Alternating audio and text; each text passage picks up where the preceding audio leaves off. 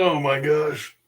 I gotta find a better way to grade. I just do. Like that last round of grading just really just annihilated my brain. And I feel like I have been just kind of sort of recharging my batteries since then.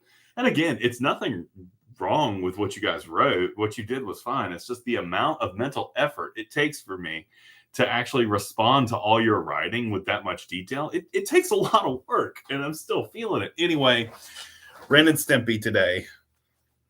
It's log, it's big, it's heavy, it's wood.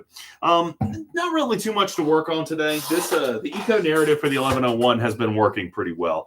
I really complicated it up for the 1010 class. I tried to instill in it a research angle that was hopelessly ill-conceived, and it just did not work. So anyway, for you guys, all you have to do is go and, like describe and bring to life the experience of the place that you've chosen, right? Just to kind of go into some interesting details, I've got a guy who's planning on writing about Skyrim, which is really interesting. Of all the games that I've played, Skyrim has a really, really good environment to kind of engage with. I tried No Man's Sky recently, and I hated it. It might be because I was playing it in survival, and it seems to have just an absolutely savage learning curve. And I just kept freezing to death over and over and over again. And I was like, if I wanted to freeze to death, I'd just go to the South Pole, right? In any case, as far as other environments to go to, what would be kind of interesting if you're going to an environment that's if you've been going repeatedly and kind of like experiencing a change in environment as fall comes. I know, fall never comes in this area. Although we are supposed to get like 57 degrees. Well, I think Friday night, which is pretty cool. I really need to teach. In any case, I'm trying to think. I know I'm going to get some beach papers. I'm just accepting it. It's going to happen.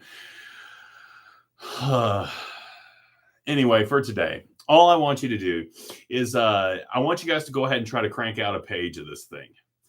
And the reason is, what I want to do is for next Monday, I want to give you guys a nice peer review style assignment once again. But what we're going to do is we're actually going to try to find passive verbs in this latest draft in the eco narrative. So, and I'm going to actually try to post today or tomorrow the Dropbox for the eco narrative. It is due on, let me check my calendar. It's due on the 30th. So it's due on the 30th. And the basic outline for this thing, 4 pages, about 1,000 words, double spaced. I want you to shoot for nice, fully developed paragraphs. Get as close to that 10-sentence mark for your paragraphs as you can.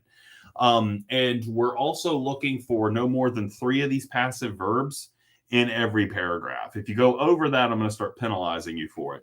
I want nice, vivid descriptions. I want to feel like I'm there.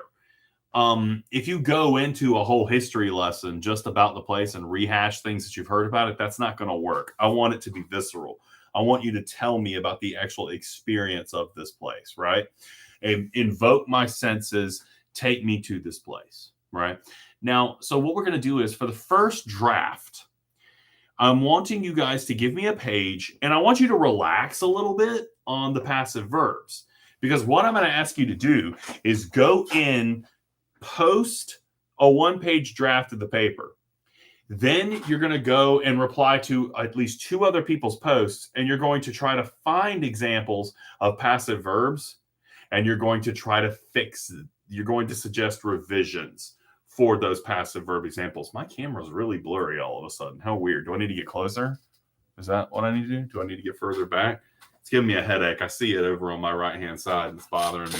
In any case, so that's basically what I'm looking for here, is for everybody to post a draft on Monday and then go back and look for examples of the passive verbs in somebody else's draft, suggest revisions.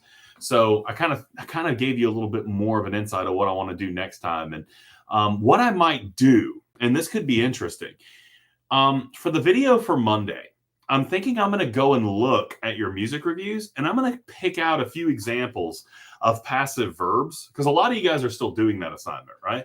And I'm going to pick them out from the discussion forum, and I'm actually going to fix them in the video so that you'll see some examples on how to do that. So that's what the focus will be for next Monday. The draft, I'll post a rubric, I'll post the Dropbox, so you have a nice checklist to go through on that. But, I'll give you more instructions on Monday. I'll give you some examples of how to fix those passive verb type things. In any case, my head is spinning today. I have not had enough caffeine. So I think I'm going to end it here today, and I'm excited. We'll obviously have our team session later today after I teach my face-to-face class.